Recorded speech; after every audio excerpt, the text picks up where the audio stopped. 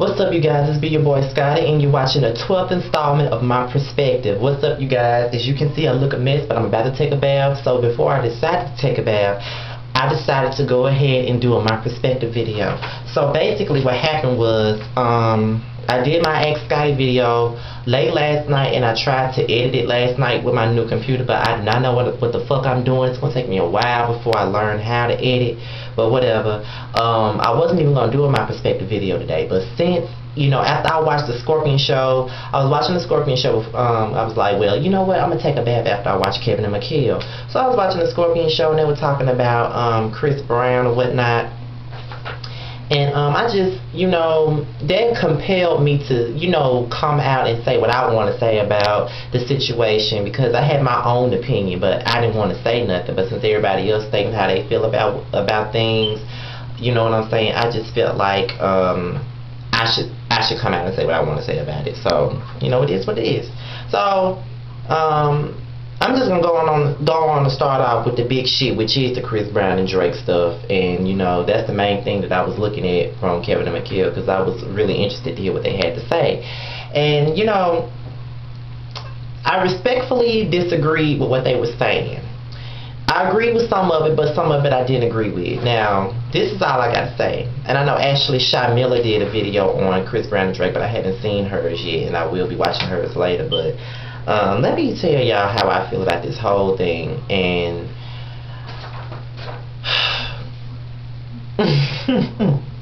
let me tell you how I feel. I feel like Chris Brown is the black sheep of the music industry because of his past with the whole abuse thing with Rihanna and everything.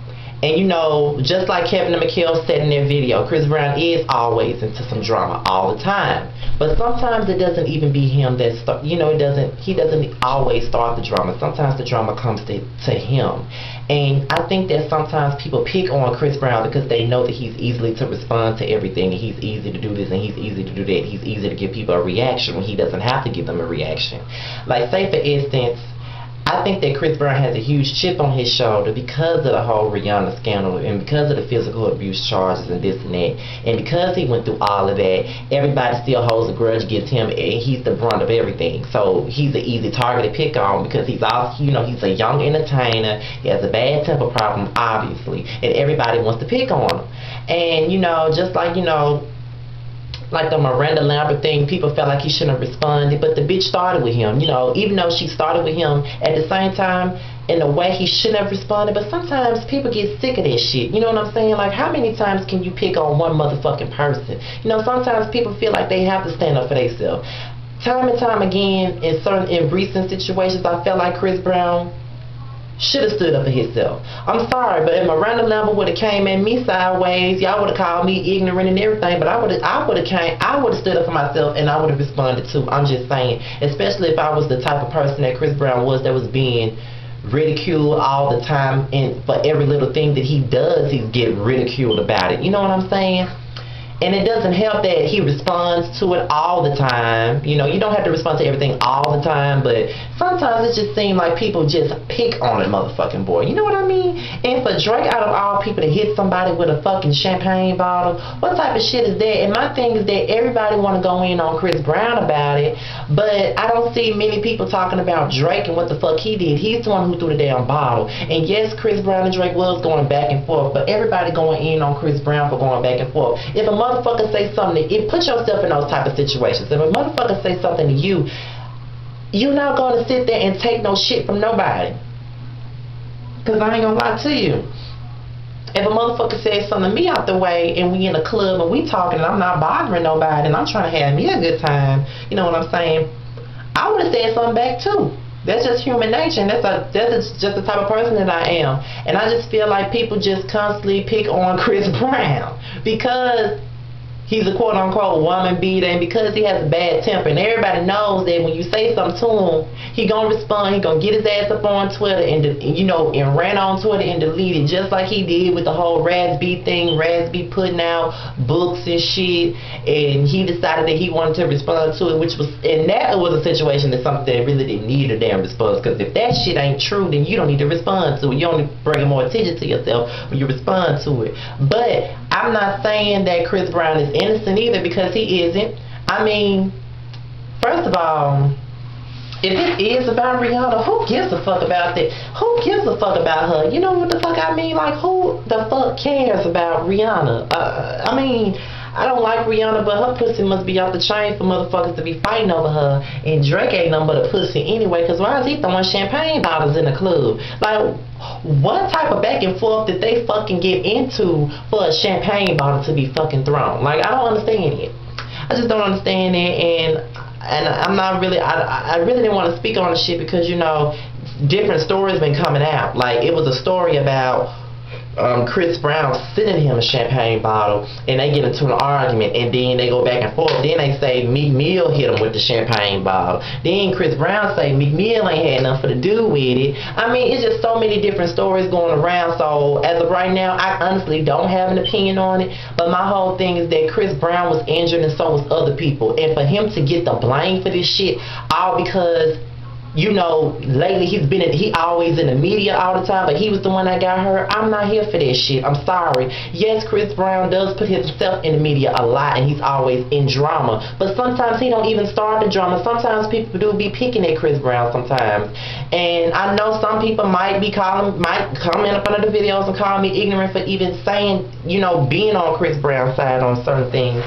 Like, I didn't even agree with him beating on Rihanna. I didn't agree with him throwing a chair through the damn Good Morning America window. I didn't agree with none of that. Like, I don't agree with everything Chris Brown does, but sometimes enough is enough, and people don't have time to be dealing with that. I just think that Chris Brown is just getting sick of motherfuckers fucking with him, and they do fuck with him a lot. So that's what I think. I just don't agree with people constantly coming down on the dude because he's in the media. He's the one that got injured. He's the one that got hurt. It doesn't matter if he's always in the media. He's the one that got hurt along with other people. So, you know what I'm saying? Get the fuck out of here with that shit. I'm done talking about that though. Until I get more information about that shit, I ain't got nothing else to say about it. Creflo Dollar was arrested last week. I ain't talk about it, but yeah, he was arrested last week. You know what I'm saying? It was like, I guess he got arrested for choking his daughter, hitting his daughter or something. And now everybody's about to crucify poor little Creflo Dollar because of what he did. And some people saying that it wasn't like he was abusing his daughter. It was discipline, and she was talking back, and he choked her. Some, I don't know the whole damn story. But it's funny how all these damn Atlanta preachers is coming to the forefront with this damn drama. First it was Eddie Longstroke coming out about molesting young boys, and now we got Creflo Dollar's ass getting up here being arrested for choking out a bitch. Like, what is going on with these damn pastors? Y'all supposed to be the saviors. Y'all not the saviors, but y'all supposed to be praising preaching the word to us, praising the Lord at church and telling us what to do right. But people have to understand, you know what I'm saying? Even though they preach the word, they're still man. You know what I mean? Like, they're still men, they're still human, they're gonna make their own mistakes. So you really can't take, you know, that's why sometimes I just don't take shit that preachers be saying very seriously, because they have done their same shares of mistakes. The only word that I listen to is the Lord. That's all I got to say. So Creflo Dollar was arrested. That's a damn shame, but peace out, my nigga, though. That's all I can say that there. Because I really don't know the whole story, but it's crazy how all these preachers are coming out and being in the media so much with negativity. That's real sad. Usher's album sales for his new CD, he's looking to sell 120 to 130K, and I can't really say that I'm surprised, because I am not.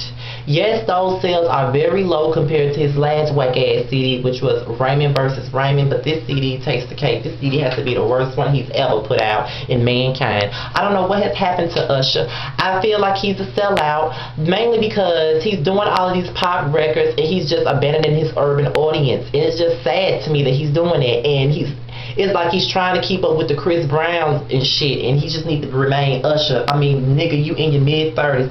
It's okay to try to stay current, because, you know, that's what a lot of people, you know, that's what a lot of artists, you know, his age tend to do, is to stay current. But in his case, he lost himself while trying to remain current. That's what I think he did. So I think you really need to go back to the drawing board with your next album and try to, you know, get your urban audience back. Because I just think you've lost all of us, and I just think that, you know, I was really, you know, the last CD by Usher that I really enjoyed was Confessions. I really enjoyed 8701, and I enjoyed My Way, and I really don't care about the first album that much. But Here I Stand was terrible. Horrible. Raymond versus Raymond wasn't so bad, but it wasn't all that. You know what I'm saying? I wasn't expecting it to be some Confessions type shit, because I think that I don't think he'll ever be able to top Confessions. But I thought he could at least give me some 8701 teeth. You know what I'm saying? But with this shit, Raymond versus Raymond and Here I Stand shits on this shit. And I just think that he really just needs to sit his ass down somewhere and just let the shit go. You know what I'm saying? So I don't know. I'm not saying he need to let it go, but I just think that he need to let the pop audience go. Like, it's a way for you to come, you know, to cater to both audiences without losing your identity. When Neo first came out, with So Sick and When You're Mad and Sexy Love, urban stations was playing the hell out of those three songs, and so was the pop stations. Or when he came out with Because of You, urban radio was playing the fuck out of that song. So was the pop audience. Like, I think that Neo is the ideal person who knows how to mix urban pop together. You know what I mean? Like, Miss Independent, urban stations was playing the hell out of that song. So was the pop audience. That song, what is it? The song Mad. I think that's the name of it, Mad. It was like he don't want to go to bed, mad at you or whatever.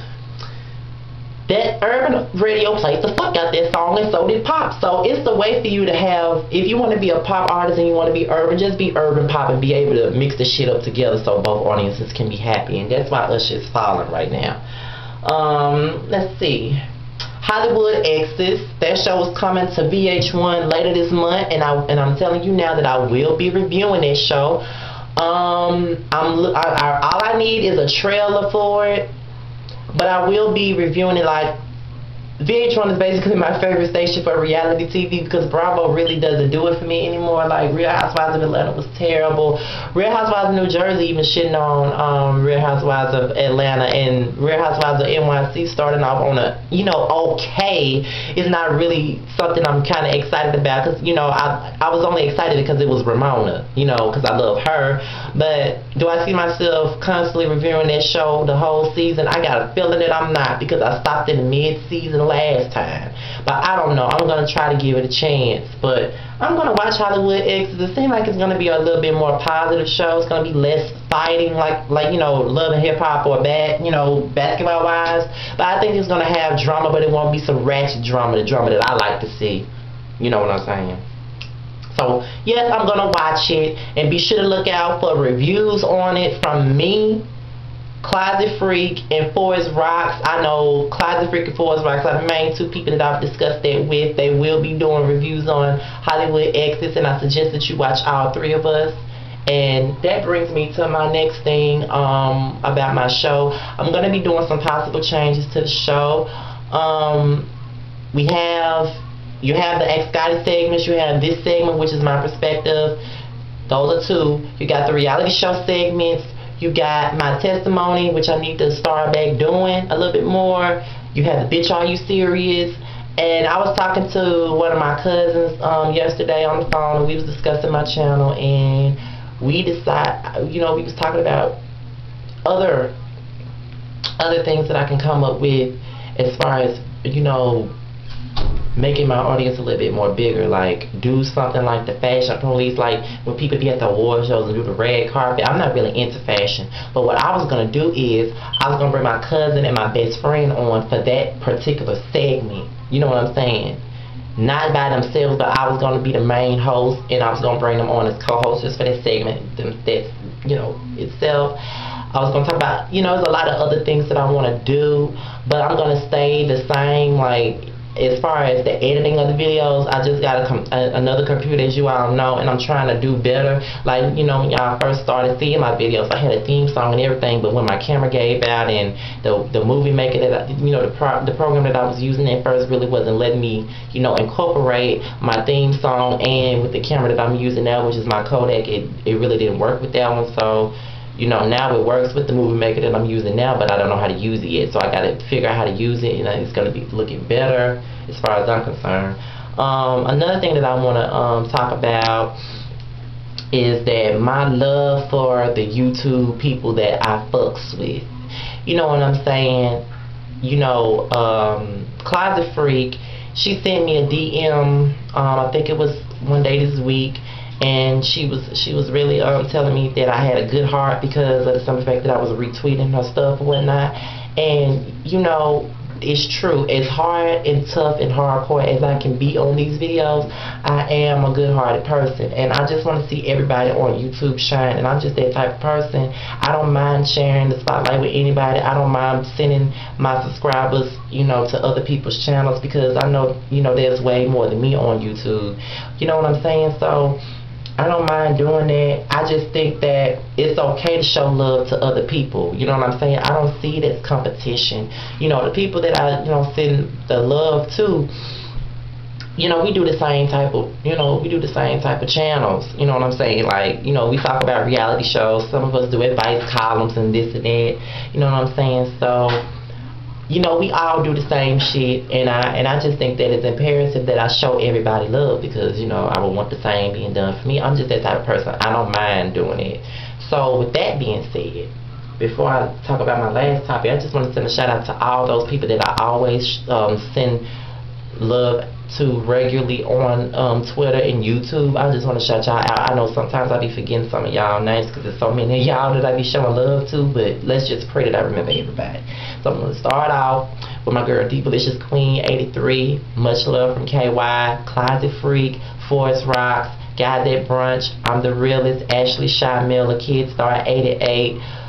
Oh Lord, I think I forgot somebody already. I'm the Realist. I just got into her. I'm the Realist.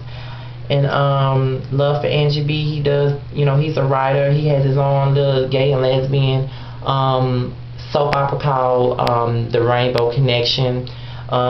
It's really good work. And you know, it is what it is. Let me see. Lord, I hope I'm not forgetting anybody, because I'm really good at forgetting people. If I forgot you, please forgive me.